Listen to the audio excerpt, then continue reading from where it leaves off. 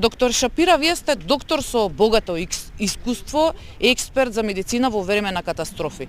Што видовте кога дојдовте во македонските болници? No country can handle such an incident by itself, and it needs help from other countries. And I'm very happy to be able to assist. Our medical delegation team, which is about 15 persons with plastic surgeons, anesthesia, and nurses, came in with leading professions in burn medicine and with multiple years of experience in order to assist. And thank you for having us and accepting us in helping you tackle this challenge.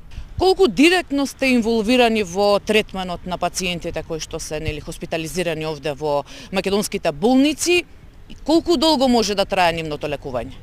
So I'm highly involved in the treatment. Of course, we have our leading experts in burns treatment and plastic surgery with us. Our assessment, and this is based on the collaboration between all three hospitals that we are currently working here is the Central Hospital in the 8th of September and in St. Naum. We have persons treating patients in all three locations. The treatment phase is working currently very well. We're now at the acute phase, so we're basically cleaning the wounds, exchanging the dresses, implementing some advanced medical techniques in order to make the wounds better. But following that, there will be the chronic or longer phase of healing, which will need rehabilitation and continuous treatment. It can take several weeks, sometimes even months, for those patients to heal. But it seems to be in the right direction. Another thing that is concerning us in that specific incident is the fact that many of the patients, on top of their burns, had injuries that are involved in smoke inhalation because of the close proximity and the stuff that was dripping from the ceiling. We see airway injuries that need some time to heal, but it's working relatively well. I can compare this to injuries that we see now back home in our war, but this is something different. It involves some chemical irritation to the lungs that this needs more time in order to heal.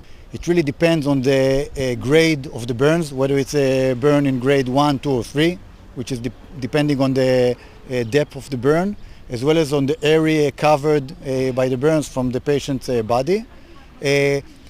There might be some issues with the rehabilitation of the respiratory process because of the chemical injury to the lungs. So I think that this system, the medical system here, needs to be planning for the next couple of months in order to treat those patients.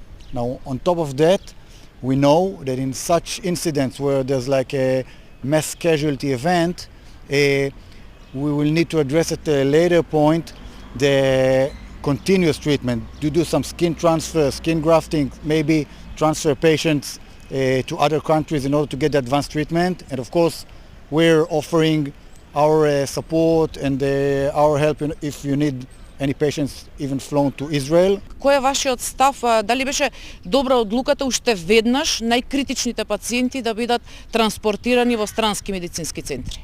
Those patients can deteriorate, and by transferring them, you chose a solution that can be focusing on those patients who need surgeries here, and for the others to be transferred, stabilized in another country, and at some point to be flown back to your state and keep on getting their treatment.